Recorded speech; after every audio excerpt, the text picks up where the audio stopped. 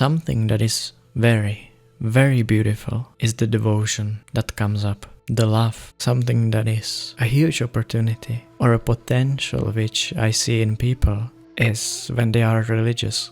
But I mean properly religious people. I do not mean people who were raised to be religious and then they do it out of maybe fear, out of habit, conditioning, just like, I believe it because that's how it is. That's not it. Or just believing it out of fear. Oh, I believe that there is heaven because I am scared of hell. It kind of works, keeping people in check. But that's not devotion. Devotion is so much more. So if we don't count the exceptions, seeing someone who is truly devotional, it's beautiful. Because the feeling of being devoted to something, it does not matter what it is.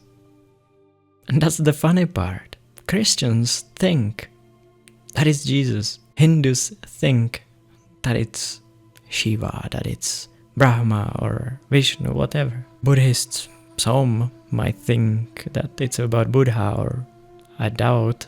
Buddhism is a little different. Muslims think it's about Allah. And there is many differences in religious people. Some go really full on belief and some are devotional. And seeing people being devotional, even a little bit, even a baby step devotional, there is potential for them to such freedom, to such bliss.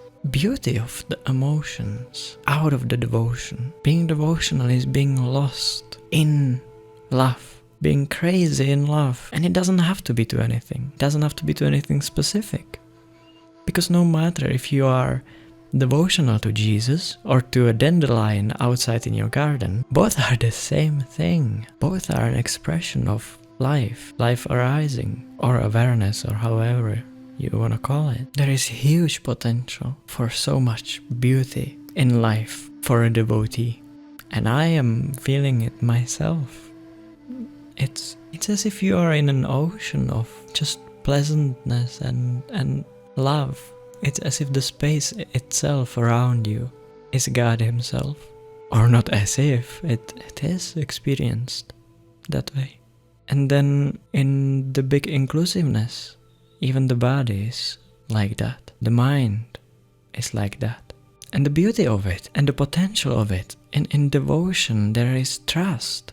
You can hear, I hear mostly Christians, but you can see the difference when there is an intellectual person and something wrong happens to them as a person. It's dreadful. They don't want it, they reject it. It's suffered a lot of times because it's a fight. It's inconvenient. It's why them? Why do bad things happen to good people? If I'm doing good, why like this?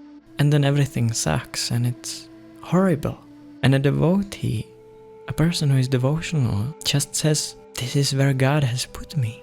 I still trust that this is what is meant to be. Otherwise it would not be. The perspective is different. Just because of trust. Just out of love. So that's why intellectual people struggle with bhakti. And that's why inquiry and gnana is better for them. But as soon as they taste a little bit, they become devotional anyway. So it doesn't matter which path is taken. All of them come together in the end. For very strong emotions, people. If those strong emotions, people who are very fiery in their emotions, if that fire doesn't get directed to their person and their ideas, beliefs and fears, etc. If it gets directed towards trusting and surrender, just let go and allowing life to flow, there is so much emotion and that's so much raw energy being directed into a huge possibility. And then in bhakti, gnana takes place too, anyway. In the surrender of one's self, of the control of their life, letting something bigger than them take charge, is insane to the intellectual person. But when it's done in this loosening of one's self, gnana takes place anyway. Because once themselves are removed, once the self is removed, the discernment is there. The seeing that it has always been this. And no matter what they would be devotional to, it's still this. What is? It is being madly in love, but not with someone. Just madly in love, depending on the devotion. If it's burning strongly or less, but it's about the love, trust, the surrender. Because you see, life beautifully lets you have the sense of control, have the sense of me versus the universe, the separation, and you having to have this huge burden and managing everything.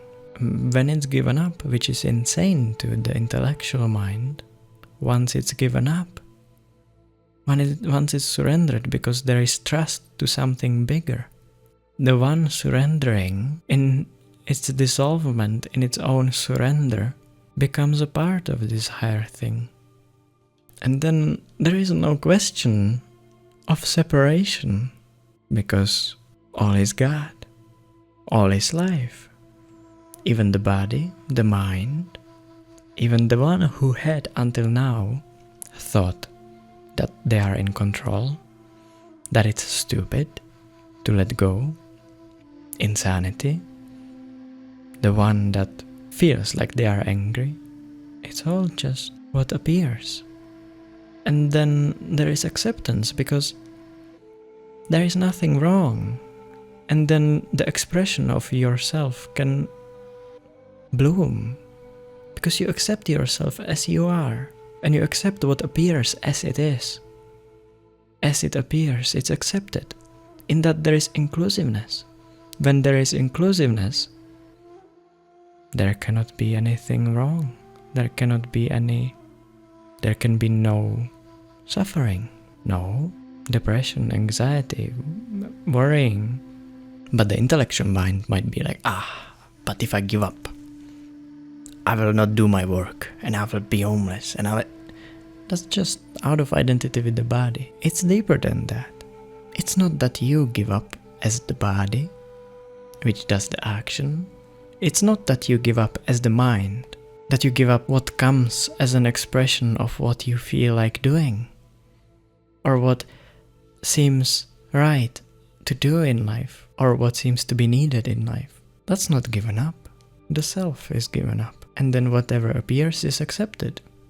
And there is enough discernment to see that if what appears is I'm gonna kill that person over there, it's kinda stupid.